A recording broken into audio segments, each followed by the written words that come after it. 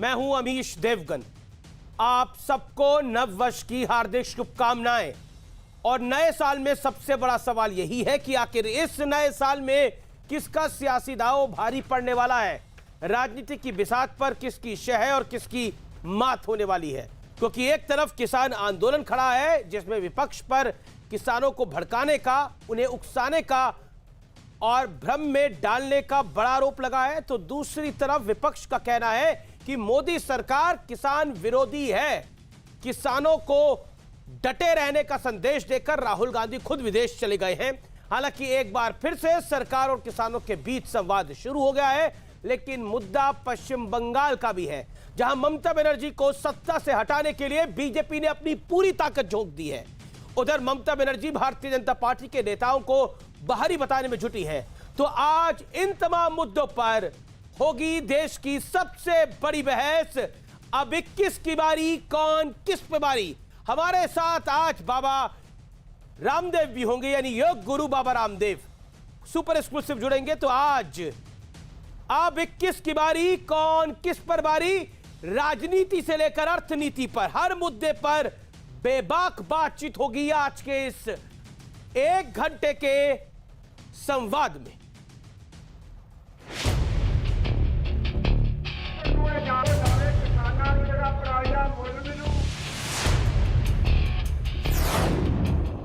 नए साल की बिसात,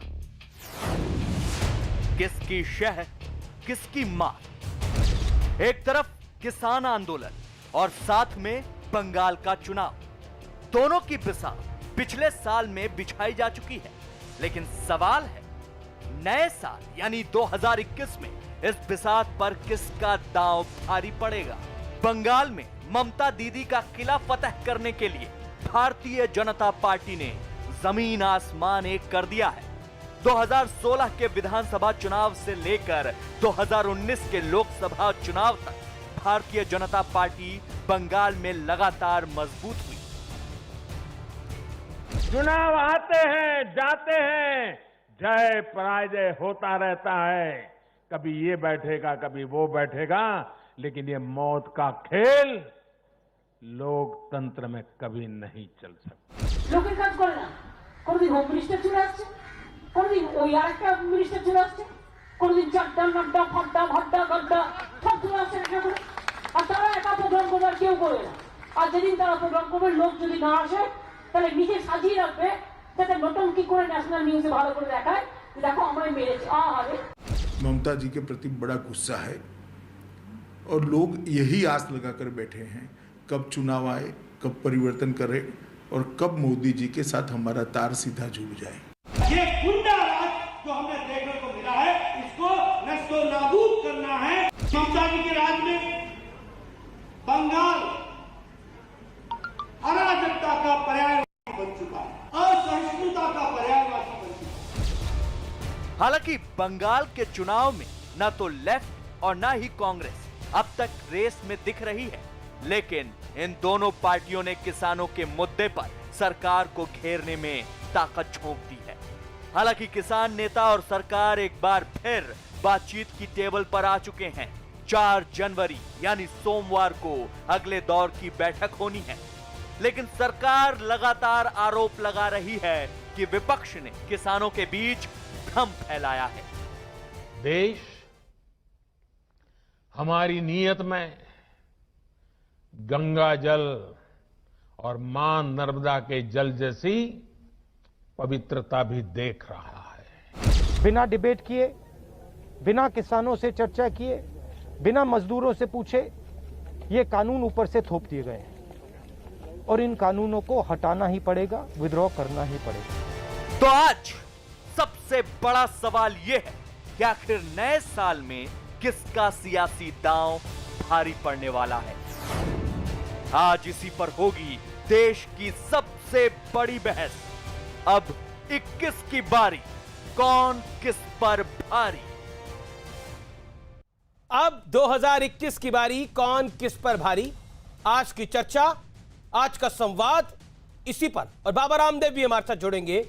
लेकिन सबसे पहले मैं अपने 2 मेहमानों को इंट्रोड्यूस कराता हूं। मेरे साथ भारतीय जनता पार्टी के सांसद, नेता, प्रवक्ता डॉक्टर सुधांशु त्रिवेदी है। मेरे साथ कांग्रेस की तरफ से कांग्रेस पार्टी की प्रवक्ता सुप्रिया श्रीनेत है। आप दोनों का अभिनंदन है, आप दोनों को नव वर्ष की हार्दिक शुभकामनाएं। उम्मीद करते हैं कि यह वर्ष आपके लिए, आपकी पार्टियों के लिए मंगलमय हो। सबसे पहले सुप्रिया जी, शुरुआत आपसे करते हैं। 2021 से कांग्रेस पार्टी को क्या उम्मीद है, क्योंकि बंगाल का चुनाव भी है जहां पर बड़ी लड़ाई भारतीय जनता पार्टी और टीएमसी के बीच होने की संभावना दिख रही है, जैसे लोकसभा चुनावों के नतीजे आए थे। उसके अलावा किसानों का आंदोलन चल रहा है, व्हाट इज योर टेक?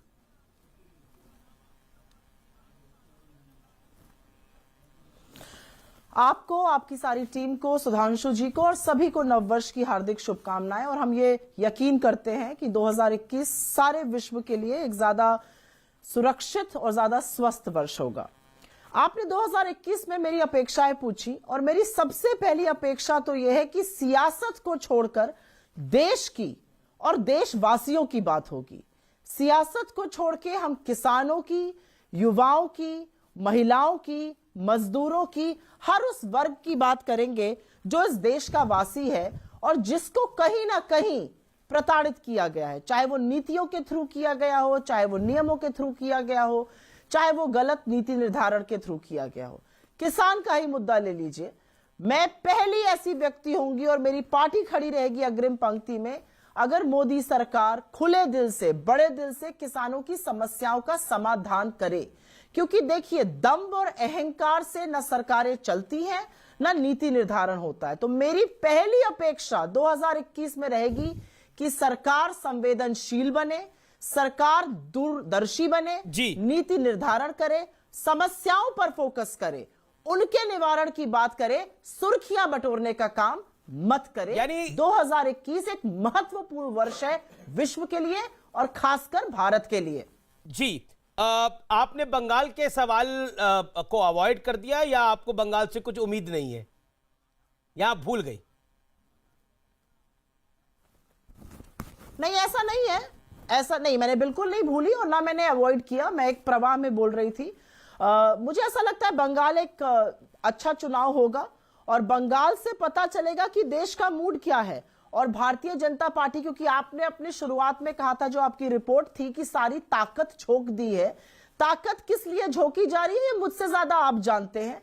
जिस तरह की वहां पे संवाद हो रहा है, जिस तरह की विभाजनकारी नीतियों की बात हो रही है, मुझे ऐसा लगता है, इसीलिए मैंने कहा सियासत पीछे होगी, राजनीति और गंदी राजनीति पीछे होगी, देश आगे होगा, लोगों का जो मत है वो आगे होगा, जो निर्वाचित सरकारें हैं वो सुरक्षित रहेंगी इस देश में।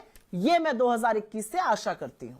डॉक्टर सुधांशु त्रिवेदी, आप पेशे से इंजीनियर भी हैं और ऐसा राजनीतिक हलकों में बड़ी चर्चा है कि आप भविष्य को भी अच्छे से समझ लेते हैं। अब इसकी बानगी तो कोई नहीं कर सकता, लेकिन मैं आपसे सवाल पूछ रहा हूं, 2021 भारतीय जनता पार्टी की दृष्टि से कैसा साल होगा? और कांग्रेस ने अभी खुले तौर पे बोला गंदी राजनीति, विभाजनकारी राजनीति, देश की बात, देशवासियों की बात होनी चाहिए। देखिए, ये ग्रेगोरियन कैलेंडर का नया वर्ष प्रारंभ हुआ है। हम सभी को इसकी बधाई देते हैं।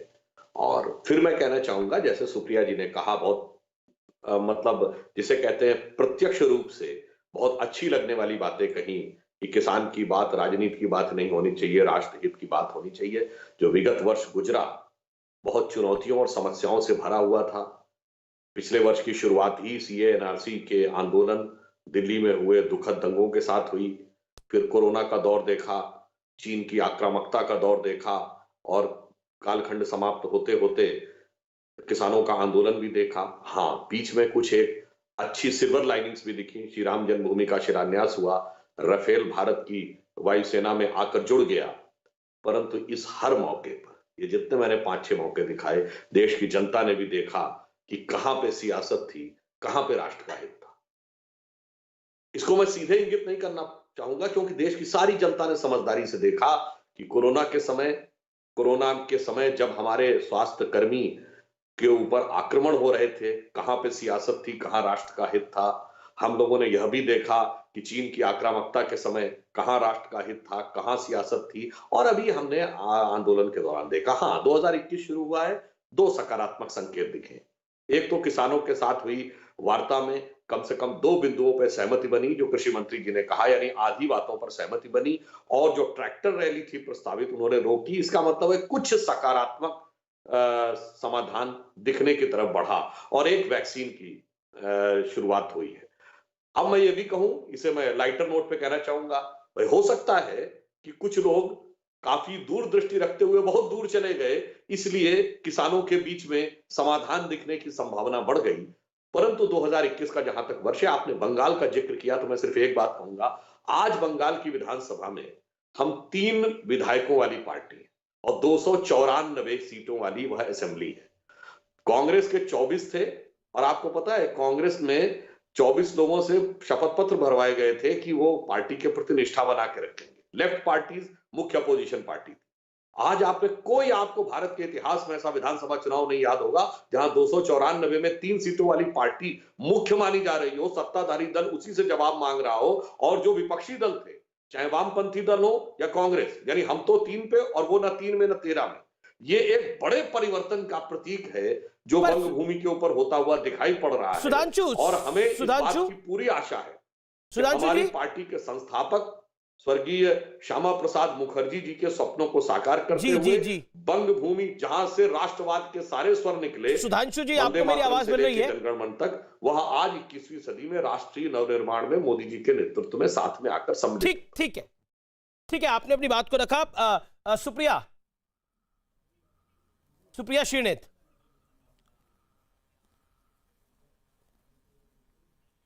जी, मैं इसको पहले दिन ही दलगत राजनीति का रूप नहीं देना चाह रही थी। मुझे लग रहा था 2021 में एक बड़ा बदलाव होगा कि हम सब लोग जो टीवी पर आकर और लोगों आपके माध्यम से लोगों से बात करते हैं, सच बोलेंगे और राष्ट्रहित की बात करेंगे, पर पता नहीं वो बदलेगा कि नहीं बदलेगा। मैं तो आशा ही और अपेक्षा ही कर सकती हूँ कि वो बदलेगा। 2020 वाकई में एक बड़ा चैलेंजिंग ईयर था। चीन आज भी हमारे देश की सीमा में घुसा हुआ है, आज भी कोर कमांडर लेवल की टॉक्स हो रही हैं। हम के कहीं पर भी अभी तक वहां पर समाधान नहीं मिला है। प्रधानमंत्री ने 2 बार, जून में और सितंबर में, दोनों बार गलत कहा कि कोई नहीं घुसा हुआ है, उसको चीन ने बार बार यूज किया। तो मुझे लगता है हमें समाधान चीन का ढूंढना पड़ेगा 2021 में। उनको वो लाल आंखें दिखानी पड़ेंगी जिसकी वो पहले बात किया करते थे। तो चीन की ये बात है। कोरोना की जो बात है, ये एक वैश्विक महामारी है, मैं मानती हूं, और वैश्विक महामारी के चलते हम लोग नंबर 2 पर हैं। 2 लाख के करीब लोगों की मौत हिंदुस्तान में हो चुकी है। संक्रमण के मामले में हम नंबर 2 पर हैं। मैं आशा करती हूं कि हमें इस बीमारी से निजात मिलेगी, लेकिन मैं ये भी आशा करती हूं कि जिन नर्सेज और डॉक्टर्स ने अपने प्राणों की बाजी पर लगकर लोगों की सेवा करी और अग्रिम पंक्ति में खड़े रहे, उन पर डंडे और लाठियां नहीं बरसाई जाएंगी जब वो अपने हक, अपने डीए, अपनी सुविधाओं की बातें करेंगे, जैसे कि अभी हमने थोड़े दिनों पहले एम्स में होते हुए देखा। मैं ये भी आशा करती हूं कि कुप्रबंधन के चलते कोरोना के पहले लगातार 8 तिमाही तक हमारी जीडीपी रेट जो गिरी थी, और अब जो भारत की economy for the first time recession में चली गई है, उसको सुधारने का प्रयास होगा और सुर्खियां बटोरने का प्रयास नहीं होगा, क्योंकि यह सिर्फ एक अंक या आंकड़ा मात्र नहीं है। ये जॉब्स दिखाता है, ये इकोनॉमिक प्रॉस्पेरिटी दिखाता है। जी सुप्रिया, चाइना के ऊपर सुधांशु आपको जवाब देना चाहते हैं। सुप्रिया, चाइना के ऊपर सुधांशु आपको जवाब देना चाहते हैं। जी, मैंने इकोनॉमिक की इसलिए बात करी क्योंकि 2021 एक बड़ा महत्वपूर्ण वर्ष होने वाला है। अर्थव्यवस्था की भी हम बात कर लेंगे आगे। इकोनॉमी पूरी तरह से ध्वस्त है, कहीं पर सरकार को इसको फोकस करना पड़ेगा। जी सुधांशु, चाइना पर कांग्रेस का 2000 से ही, जैसे इन्होंने मजाक में कुछ बातें कही सुधांशु भाई ने, मैं बोलिए सुप्रिया जी, बोल लीजिए। मैं भी हंस के कह देती हूँ कि जो लोग काले कपड़े और काले लिबास, जो लोग बड़े बड़े कोट और काले लिबास पहन के मॉडलिंग की बातें कर रहे हैं, वो क्या जाने कि बाहर के गिरते तापमान में कैसे किसान आज भी सड़क पे उतरकर खुले आसमान के नीचे आपने प्रधानमंत्री मोदी पर कराया जो उन्होंने काफ्तान डाला था। देश के जो ठीक है बड़े नेता हैं,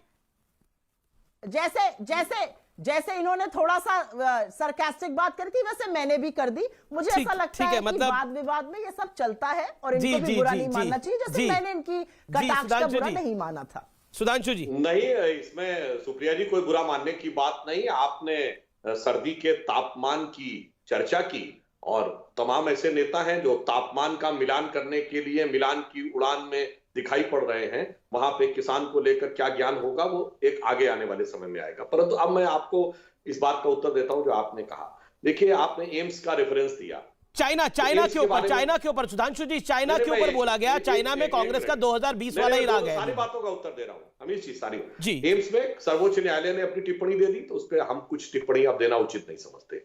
स्वास्थ्य कर्मियों की आपने बात कही, तो जब स्वास्थ्य कर्मियों पे प्राण घातक हमले हो रहे थे इस देश में, तब कितनी सियासत की गई है देश की जनता ने देखा। आखिर में मजबूर होकर केंद्र सरकार को एक स्पेशल नियम बनाना पड़ा, किसके लिए? डॉक्टर, नर्सेज और स्वास्थ्य कर्मियों के प्रोटेक्शन के लिए। अब हम चाइना वाली बात पे आते हैं। आपने जो बात कही, प्रधानमंत्री, सेना अध्यक्ष, रक्षा मंत्री, विदेश मंत्री सबने कहा, परंतु आपको विश्वास नहीं हुआ। कोई बात नहीं, यह आपका अपना विचार है, विश्वास न करें।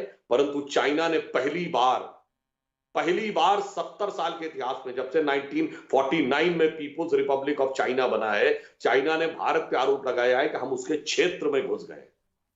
चलिए, कोई बात नहीं, कुछ चीजें ऐसी हैं चीन के साथ जो मोदी सरकार के दौर में हुई जिसमें किंतु परंतु का स्कोप नहीं है। नंबर 1, शंघाई कॉरपोरेशन की बैठक में आतंकवाद का विषय सम्मिलित होना पड़ा चीन के ना चाहते हुए। नंबर 2, धारा 370 पर एड़ी चोटी का जोर लगाने के बाद भी एक चीज का प्रस्ताव न यूएन में ला पाया, न ऑर्गेनाइजेशन ऑफ इस्लामिक कंट्रीज ने भी बैकडोर से लाने का जो प्रयास किया, नहीं हो पाया। Number 3, missile technology control regime में हम सदस्य बन गए, चाइना हमको नहीं रोक पाया और न खुद बन पाया। नंबर 4, मसूद अजहर चाइना के न चाहते हुए आतंकी घोषित हुआ और झक मारकर चाइना को उसकी सहमति देनी पड़ी। ये तो हमारा एटीट्यूड रहा है चाइना के साथ, जिस ढंग से हमने डील किया। और पूर्व में क्या रहा है, अब अभी की बात तो छोड़ दीजिए, करार, व्यापार, सब कुछ को छोड़ दीजिए। याद करिए 1955 बांडुंग कॉन्फ्रेंस इंडोनेशिया की, कोई नॉन अलाइन में बुलाने को तैयार नहीं था चाइना को, और नेहरू जी ने जाके वीटो कर दिया कि चाइना को बुलाओ, नहीं बुलाओगे तो हम नहीं आएंगे। तो चाइना के साथ सरकारों की नीतियों का अंतर साफ देखा है जनता ने, और कहां पर नीति है और कहां पर राजनीति है, यह भी देखा। सुप्रिया, क्या आपको लगता नहीं है कि राहुल गांधी, क्योंकि विदेश चले गए, एक विदेश दौरे पर था, भारतीय जनता पार्टी इस पर लगातार तंज कस रही है, कह रही है कि जिनके अध्यक्ष ही यानी पूर्व अध्यक्ष ही और आने वाले वर्तमान में जो अध्यक्ष बनने वाले हो, उस नेता का ही इतना ऐसा हाल है, तो उस पार्टी को कैसे सीरियसली लिया जाएगा? क्या आपको लगता नहीं है कि किसान आंदोलन के बीच में राहुल गांधी का विदेश जाना 2020 में भी नहीं, 2021 में भी आप लोगों पे भारी पड़ेगा, क्योंकि पॉलिटिकली महत्वपूर्ण साल होगा ये वाला?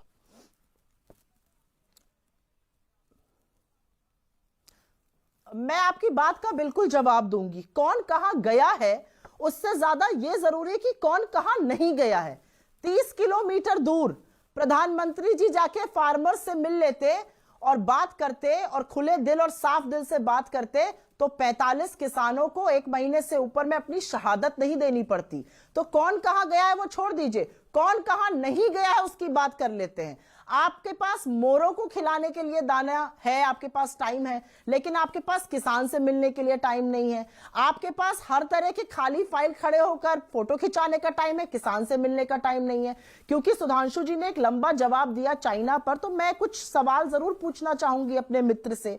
18 मीटिंग हुई थी प्रधानमंत्री मोदी जी की, चाइना से बड़े प्रगाढ़ संबंध थे, मुख्यमंत्री रहते हुए भी डायरेक्ट रिलेशंस थे।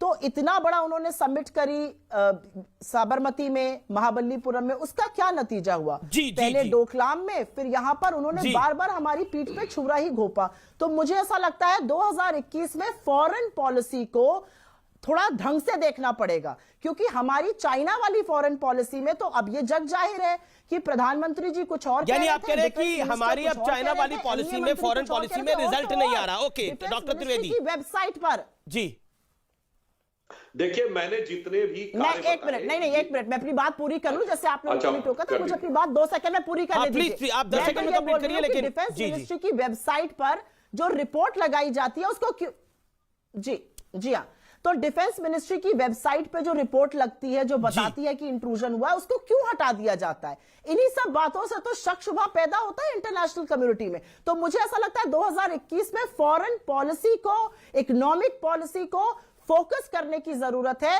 इधर उधर की बातें मत करिए। जी। जो कारवां लुट रहा है उसको बचाइए, कारवां जो लुट रहा है उसको बचाइए। सुधांशु त्रिवेदी, कारवां लुट रहा है उसको बचाइए, बताइए क्विकली। आप दोनों थोड़ा छोटे छोटे जवाब दीजिए 40-40 सेकंड के अंदर। सवाल कहीं है अभी? जो कुछ मैंने पिछली बातें बताई थी वो सारी की सारी वो थी, कारवां क्यों लुट रहा है? जिस जमाने में शी जिनपिंग के साथ बातचीत हो रही थी उसके साथ। दूसरा, जो आपने रक्षा मंत्रालय की वेबसाइट कही थी, वहां इंट्रूजन नहीं ट्रांसग्रेशन शब्द था। ट्रांसग्रेशन तो हमने कहा, वो आए, खदेड़ दिया गया उनको। अब दूसरी बात, जहां तक हम कार्रवाई की बात कह रहे हैं, तो साहब एक का कारवां ऐसा था कि देखी जमाने की यारी बिछड़े सभी बारी बारी। और तो और छोड़िए, सहयोगी दल तो छोड़िए, आज शिवसेना ने कह दिया कि शरद पवार जी को नेता बना दिया जाए। अपने पार्टी के अंदर 23 बड़े बड़े लोग कारवां के ऊपर अलग होने को तैयार। और हमारी तरफ से मोदी जी, इनको कितना अलग थलग किया गया। और मोदी जी के लिए वो लाइन लागू हुई कि मंजिलों की जुस्तजू में मैं अकेला ही चला था, लोग यूं जुड़ते गए और कारवां बनता गया। तो हमारा कारवां जुड़ रहा है, आपका कारवां अलग हो रहा है। जनता से लेके, नेता से लेके पार्टी के अंदर तक यह विचार करने का विषय। लेकिन सुधांशु एक, क्योंकि कारवां लुटने की बात हुई है तो मेरे मन में भी एक सवाल आया। आपके कारवां में से भी अकाली दल, आपका बड़ा पुराना साथी, निकल गया, शिवसेना तो चला ही गया। और क्या आपको लगता है हनुमान बेनीवाल भी राजस्थान में आपके साथी थे, चले गए हैं, तो आप अपने कारवां के बारे में क्या कहना चाहते हैं? चलिए, इनका कारवां, इनके कारवां की तो हालत खराब है, वो तो इनकी पार्टी के नेता भी मानते हैं, लेकिन मैं आपके कारवां की बात करता हूं सुधांशु त्रिवेदी। देखिए, मैं एक और बात, एनडीए का कारवां, देखिए एनडीए के कारवां से जो हमसे अलग हुआ, उसके बाद क्या हश्र हुआ। देखिए, मायावती को हमने समर्थन किया था, मायावती अलग हुई और भाजपा की 300 तक की सीटें आ गई। जेडीएस कर्नाटक में हमसे अलग हुआ था, मैं धोखा दिया, हमारी स्पष्ट बहुमत की सरकार बनी। शिवसेना हमसे अलग हुई, आज हम शिवसेना से दुगनी बड़ी पार्टी है महाराष्ट्र में। आगे क्या होगा ये वक्त बताएगा। तो हमारे साथ यानी सुधांशु आप कह रहे हैं कि आपको छोड़ने के बाद उनका कुछ बचता नहीं। और सुप्रिया जी, आपके लिए कहा जाता है जो आपके साथ जुड़ता है उसका कुछ बचता नहीं।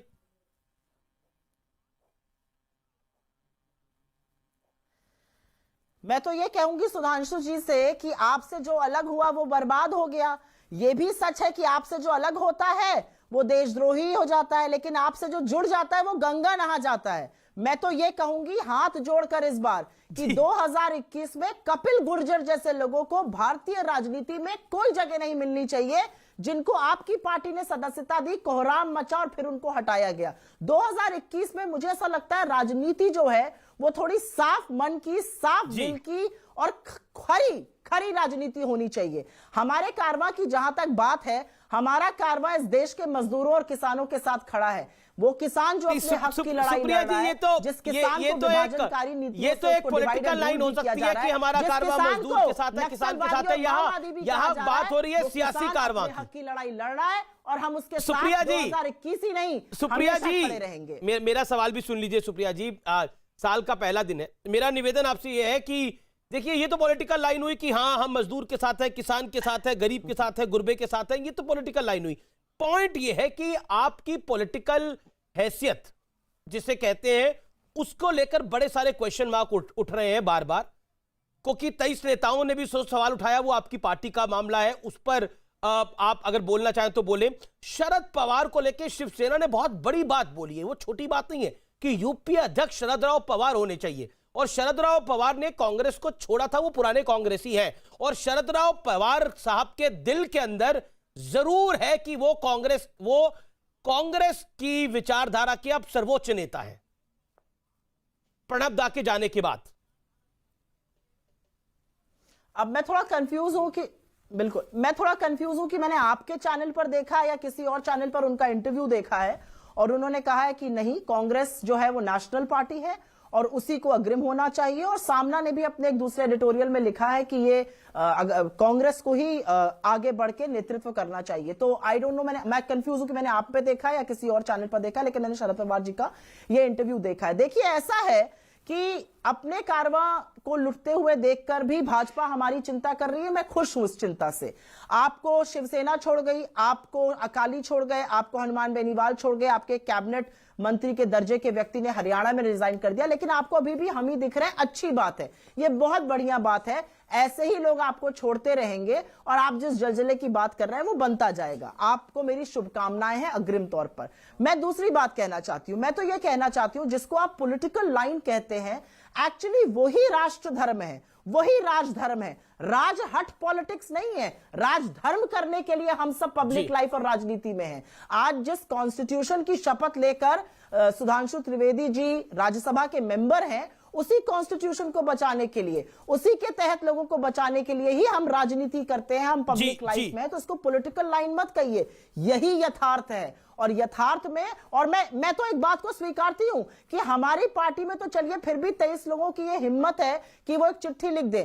भाजपा में क्या किसी की हिम्मत है कि आज प्रधानमंत्री या अमित शाह के खिलाफ या उनकी किसी नीति को क्वेश्चन करते हुए लिख दे? हनुमान बेनीवाल के एनडीए छोड़ने के अगले दिन ही घोषित कर दिया गया था टीवी पर कि उनकी तो कोई हैसियत ही नहीं है राजनीतिक। अगर हैसियत नहीं थी तो काहे आप कितने दिनों से पार्टनर बने हुए थे?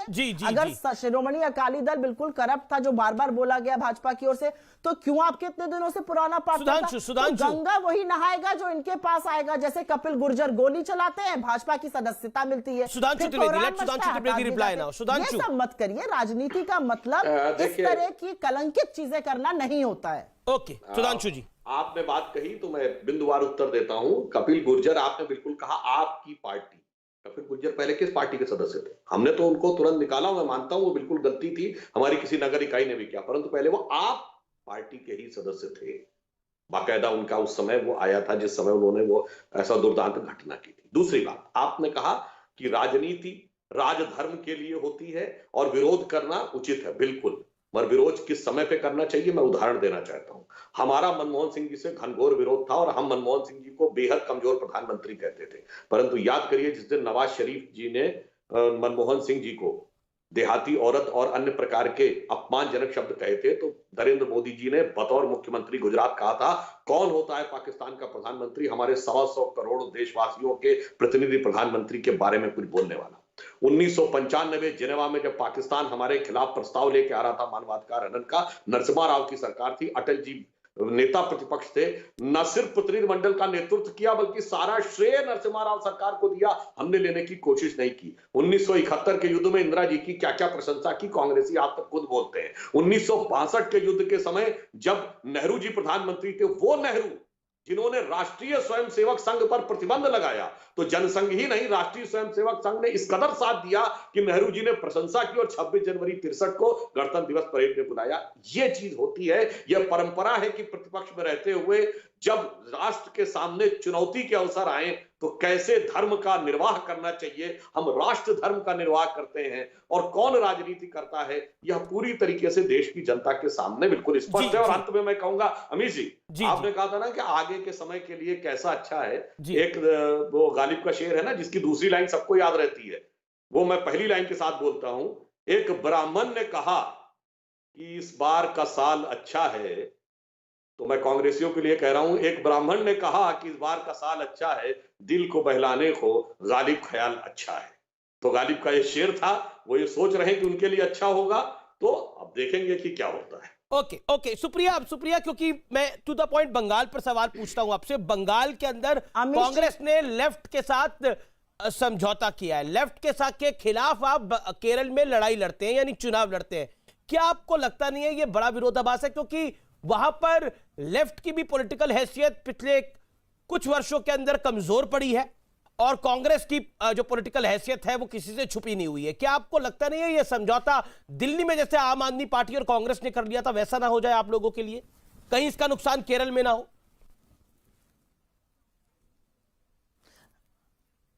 मैं इसका आपको बिल्कुल डायरेक्ट जवाब दूंगी, लेकिन मैं दो चीजें याद दिलाने देना चाहती हूं सुधांशु त्रिवेदी जी को। जिस दौर की आप बात कर रहे हैं उस दौर की हम भी रिस्पेक्ट करते हैं। अटल जी ने इंदिरा जी को दुर्गा बुलाया था क्योंकि उनके अंदर ये औकात थी और ये समझ थी और ये स्वावलंबन था कि उन्होंने खड़े खड़े पाकिस्तान के, भारतीय सेना के शौर्य और पराक्रम के बल पर 2 टुकड़े किए पाकिस्तान के। और हम सम्मान करते हैं अटल जी का, जिन्होंने इंदिरा जी को दुर्गा बुलाया। लेकिन हम उतना ही असम्मान और उतनी ही अवमानना करते हैं कि 26/11 जब ऑपरेशन चल रहा था तो गुजरात के चीफ मिनिस्टर रहते हुए मोदी जी ने जाकर ताज पैलेस होटल के दिल्ली में, बंबई में प्रेस कॉन्फ्रेंस करी थी। हम उतनी ही भर्त्सना करते हैं कि जब डेप्सांग में चीनी घुसे हुए थे तब स्वर्गीय सुषमा जी ने और अरुण जेटली जी ने जाके प्रेसिडेंट ऑफ इंडिया, तब प्रणब दा प्रेसिडेंट ऑफ इंडिया थे, उनसे पूछा था कि कौन से शस्त्र यूज हो रहे हैं, ये जानने का हमें हक है। तो ऐसी बातें मत करिए। राजनीति का जो दौर था वो दौर था जिसमें हम एक दूसरे की इज्जत करते थे, और अब राजनीति का ये दौर आ गया है कि विपक्ष जानना चाहता है कि कौन से हथियार यूज हो रहे हैं जब चीन घुसा हुआ है। खैर, अब आपकी मैं बंगाल की बात पर जवाब देती हूं। बहुत सारे ऐसे राजनीतिक समझौते होते हैं जो प्रांतवादी तरीके से होते हैं। ऐसे बहुत सारे राजनीतिक समझौते भाजपा के भी हैं, चाहे वो अरुणाचल में हो जहां पर उनकी ऑपोजिशन से वो था, और चाहे वो असम में हो जहां पर आपने देखा कि कैसे उन्होंने अपने साथी को छोड़ के फिर बाकी चीजें करी। सुप्रिया, क्योंकि आपने, क्योंकि केरल के अंदर भारतीय जनता पार्टी की कोई हैसियत नहीं है, वहां पर कांग्रेस की हैसियत है और लेफ्ट की हैसियत है। जहां पर आपको लगता है कि आप एक बड़ी ताकत बनकर किसी को भी देश के खिलाफ काम करने से रोक सकते हैं, संविधान की रक्षा कर सकते हैं, वहां पर बिल्कुल साथ आना चाहिए। इसमें कोई गलत बात नहीं है। प्रांतवादी राजनीति कई बार डिफर करती है, और ये जिसको आप विरोधाभास कहते हैं, इसको पॉलिटिकल एक्यूमेन भी कहा गया है इंडियन पॉलिटिक्स में। ये भाजपा ने भी किया है, ये हमने भी किया है। महाराष्ट्र में शिवसेना, बंगाल में लेफ्ट, तो यानी आपकी अपनी आइडियोलॉजी कहां जाएगी ऐसे में? क्या आपको लगता नहीं है कि आप एक अल्ट्रा राइट विंग पार्टी के साथ है महाराष्ट्र के अंदर, जहां सरकार चला रहे हैं आप केरल के अंदर आप लेफ्ट के साथ लड़ाई लड़ते हैं, वहां मुस्लिम लीग आपके लिए फ्रेंडली पार्टी है। क्या आपको लगता नहीं है बड़ा विरोधाभास है? बंगाल में आप लेफ्ट के साथ आ जाएंगे, क्या आपको लगता नहीं है ये आपके लिए बड़ा पॉलिटिकल विरोधाभास है? क्योंकि जब कांग्रेस ने ऐसे समझौते किए नुकसान हुआ है। उत्तर प्रदेश आपने मुलायम सिंह यादव की सरकार बचाई, आज आपका हश्र क्या है? दिल्ली आपने अरविंद केजरीवाल को पहली बार सीएम बनाया, आपका हश्र क्या है? बिहार आपने लालू यादव की मदद करी, आज आपका हश्र क्या है? इसका एक बैकग्राउंड है, क्योंकि कांग्रेस ने जब किसी को समर्थन दिया है वो पार्टी तो आगे बढ़ गई है, लेकिन कांग्रेस को नुकसान हुआ है।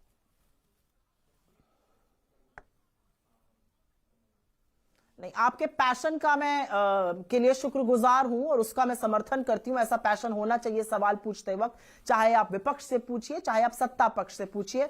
I am grateful for that. लेकिन मैं तो ये कहूंगी, आपने महाराष्ट्र का एग्जाम्पल दिया, और वहां पर जो हमारी कोalition गवर्नमेंट है वो एक कॉमन मिनिमम प्रोग्राम पर चल रही है। हमारा एक आपसी समझौता है, उस समझौते के तहत हमारे कुछ आपसी एजेंडा है जिसपे हमारा सर्वमत से हम उसका सम्मान करते हैं एक दूसरे का, और वैसे चल रही है। उसको अल्ट्रा राइट कहना, तो आप एक मत का, आप एक निर्वाचित सरकार का कहीं ना कहीं अपमान कर रहे हैं। मैं उससे ताज्जुब नहीं रखती हूं। जहां तक आपने कहा कि आपने बिहार की बात करी, ऐसा है कि प्रांतीय पार्टीज का जो उत्थान हुआ है, जो एवोल्यूशन हुआ है वर्नाक्युलर पार्टीज का और रीजनल पार्टीज का, वो हिंदुस्तान की राजनीति में एक असलियत है। उससे हम मुंह नहीं मोड़ सकते हैं। 2 नेशनल पार्टीज हैं, भाजपा और कांग्रेस, पर आप इससे नहीं मुंह मोड़ सकते हैं कि रीजनल पार्टीज का वर्चस्व है कहीं कहीं, और अगर उनका उत्थान हुआ है तो ऑब्वियसली वो इनकम्बेंट पार्टी के वजह से ही होगा, हमारे बूते पर ही होगा, क्योंकि हम इनकम्बेंट थे तो हमारे से उनका उत्थान होगा। ये एक changing dynamic of Indian politics है, इसको हम कैसे नकार सकते हैं? मेरे साथ इसीलिए मैं कह रही हूं कि सुप्रिया जी मेरे साथ खड़े होकर ऐसे लोगों का विरोध करना, मुझे लगता है हमारा राजनीतिक धर्म है। सुधांशु कुछ रिप्लाई करना चाह रहे हैं। सुधांशु मैं बहुत संक्षेप में एक बात कह देता हूं।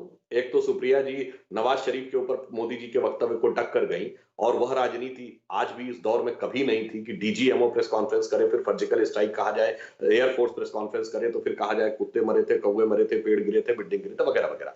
मगर एक बात जो अभी आपने बात कही, जो आपने हथियार वाली बात कही थी, ये बात कही थी, मेरे विचार से राजनीति की एक निश्चित मर्यादा है जिसका सबको पालन करना चाहिए। जी, लेकिन सुधांशु त्रिवेदी, बंगाल क्योंकि बड़ा महत्वपूर्ण इलेक्शन है भारतीय जनता पार्टी के लिए, पालन नहीं किया गया था। मैं तो बस एक आप लेफ्ट और कांग्रेस का अलायंस कैसा अलायंस देखते हैं? क्योंकि एक पॉलिटिकल पंडित का ऐसा मानना है, पॉलिटिकल पंडित का ऐसा मानना है कि अब आपकी नजर केरल पे भी होगी, क्योंकि केरल में जो कांग्रेस की स्पेस है उसको बीजेपी खाने की कोशिश करेगी। अब क्विकली 20-30 सेकंड। बस एक संक्षेप में, हमने बंगाल का, तो केरल में तो हमारा एक एमएलए है, उसके बाद लेफ्ट भी लड़ाई हमसे मानता है, कांग्रेस भी हमसे मानता है। और देखिए सुप्रिया जी ने कितनी मजेदार बात अभी कह दी, अब ये शिवसेना को अल्ट्रा राइट नहीं मानते। अरे भाई, आप राइट के साथ भी हैं और लेफ्ट के साथ भी हैं, दो नावों के बीच में साबुत बचे न कोई, लेफ्ट राइट ही करते रह जाएंगे। अगर मेरे साथ बाबा रामदेव जुड़ गए हैं, तो ये समझ लीजिए कि 2021 में बहुत कठिन है डगर पनघट की। बहुत बहुत शुक्रिया। लेफ्ट राइट करने में बड़ी मुश्किल होगी। बहुत बहुत शुक्रिया आप दोनों का, आप हमारे साथ जुड़े इस कार्यक्रम के अंदर। मेरे साथ जाने माने योग गुरु बाबा रामदेव